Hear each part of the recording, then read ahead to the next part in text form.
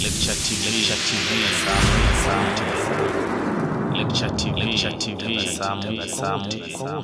Assalamu alaikum na rahmatullahi wa barakatuhu. Uhali gani ndugu mtazamaji na mfuatiliaji wa Lecture Online TV, na ukaribisha katika kipindi chako kizuri, kipindi cha kupendwa. Kipindi hiki kitakujalia uwe ni mzuri katika lugha ya Kiarabu. Leo nitakuwa na lugha ya Kiarabu, lakini kabla hatujaendelea nipende kuwakumbusha wale ambao bado hawajaweza kusubscribe kubonyeza alama ya kengele hapo chini ili wa kwanza kufikia vipindi vyetu vinapokuwa tayari. Pia na wewe ambao video umekupitia hapo, hakikisha umekwisha subscribe. Bonyeza kusubscribe hapo chini, ni kuunga juhudi na mkono wa kheri ambao tunakupatia elimu bure uweze kujifunza katika channel hili ya Lecture Online TV. Jina langu naitwa Mwalimu Ibrahim Maroa, na ukaribisha sana tuweze kujifunza sote Kiarabu. Kiarabu ni lugha nzuri, tunasema lughati ma ahlaha lughati al-arabiyya. Lughati ma ahlaha lughati al-arabiyya. Maana yake inshallah siku nyingine. Twende katika lugha yetu ya Kiarabu, lugha nzuri, lugha tukufu, lugha ambayo ni tajiri ya maneno, lugha ambayo imepangika misamiati, ni lugha ambayo ina utaalamu sana kimashairi. Tujifunze lugha ya Kiarabu katika misingi yetu, faida yetu binafsi na mambo mengine kijumla zaidi. Katika lugha ya Kiarabu leo nimekuandalia ni namna ya kuunda wakati uliopo kwa kutumia dhamair munfasila ambazo huwa tunajifunza sisi. Katika dhamair munfasila zimegawanyika katika mafungu matatu. Kuna mutakallim, nafsi ya kwanza, ambapo katika nafsi ya kwanza hapo kuna nafsi ya kwanza mzungumzaji, na nafsi ya katika nafsi ya kwanza mzungumzaji ambapo kuna umoja na wingi ambao ni ana na nahnu. Mukhatab, nafsi ya pili, ambapo na nafsi ya pili umoja, nafsi ya pili yoyo wingi. Umoja ni anta au anti, wingi ndio itaingia ni antuma na wengineo. Pia katika nafsi ya tatu kuna umoja na wingi vile vile.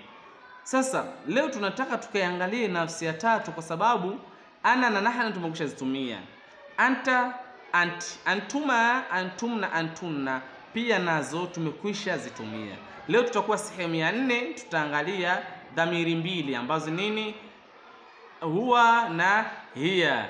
Huwa ni yeye mwanaume, ambao kwa Kiingereza tunasema nini? He. Alafu hiya ni yeye mwanamke, ambao kwa Kiingereza tunasemaje? She. Utakachokufanya ni kanuni rahisi sana, na kanuni zangu mimi huwa ni nyepesi, sitaki nipatie kanuni nzito. Unafanya hivi. Fi'l mudhari inatengenezwa, unaiunda fi'l mudhari kutoka katika wakati uliopita past tense, unaiunda katika present tense. Alhamdulillah, ukiangalia katika tasrifatu af'al, vitendo ambavyo vimekwisha badilishwa huwa inakuwa hivi: dhahaba, yadhhabu, idhhab.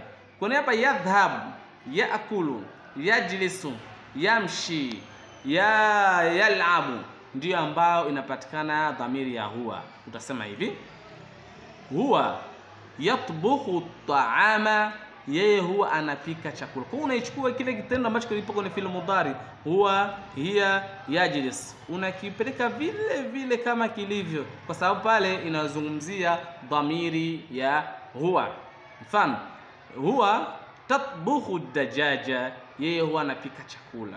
Huwa taakulu sabanikha, yeye huwa anakula mchicha. Sa huwa tashrabu hasaa, yeye huwa anakunywa supu. Huwa tashrabu hasaa, yeye huwa anakunywa supu. Huwa tashrabu almaraqa, yeye huwa anakunywa mchuzi.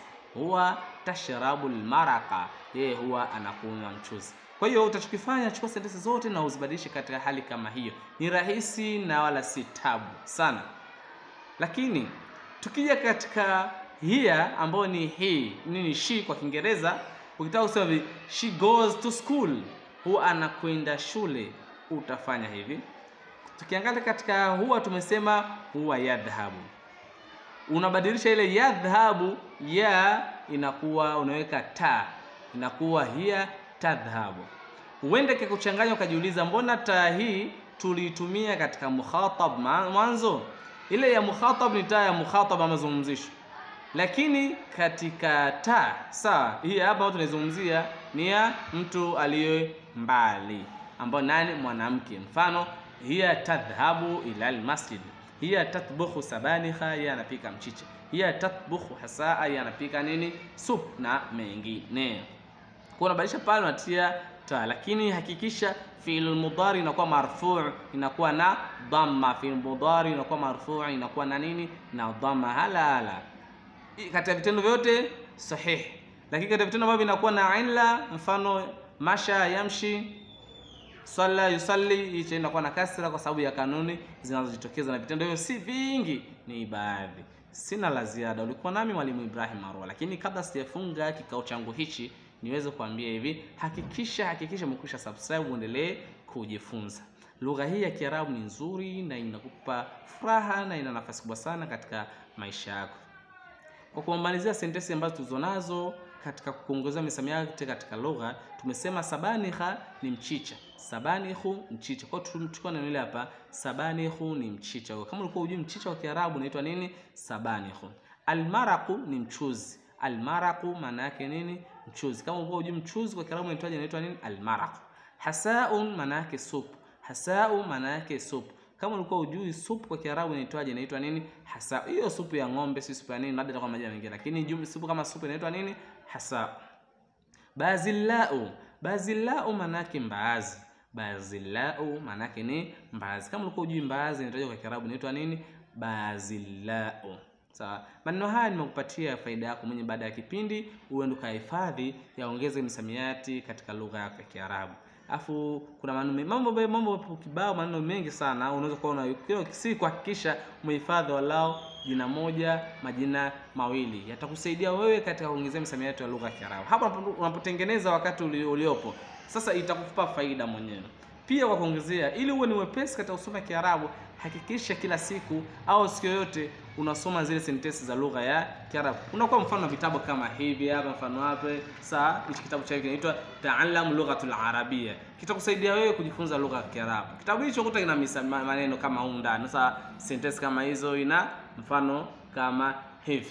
Kwa ni mzuri kweli kweli, inakusaidia. Hata mimi siishi kusoma lugha ya Kiarabu kila siku, bado najifunza kuongeza ufahamu na msamiati, kwa sababu lugha hii sio lugha ya kwetu, ni lugha ya kigeni. Kwa hiyo ninachotajia wewe ni kusoma kila siku, kufanya mazoezi ya kuzungumza. Ukiwa unaongea kila siku, ninakuhakikishia utaongea lugha ya Kiarabu. Usitegemee mpaka mwalimu akuongeleshe. Wewe mwenyewe fanya mazoezi, mpigie simu mtu, ongea naye, mtafute mtu unapokutana naye, msalimie kaifal hal, sabahul khair, sabahun nur, kama hivyo.